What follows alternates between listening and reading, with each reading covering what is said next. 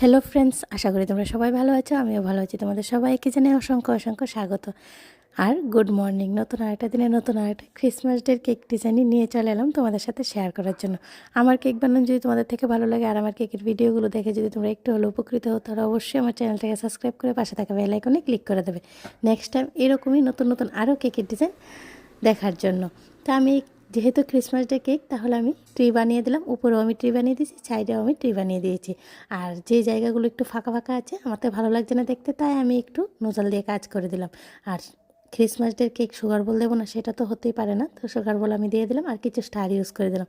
ট্রিগুলোর উপরে আমি কিছু ছোটো বড়ো সুগার বল ইউজ করে দেবো, দেখতে অনেকটাই ভালো লাগবে।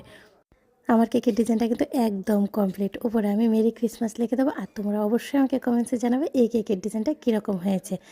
আজকের মতো এই পর্যন্ত ফ্রেন্ডস। নতুন আরেকটা দিনে নতুন আরেকটা কেকের ভিডিও নিয়ে তোমাদের সবার সাথে আবার দেখা হবে। সবাই খুব ভালো থেকো, সুস্থ থেকো। আর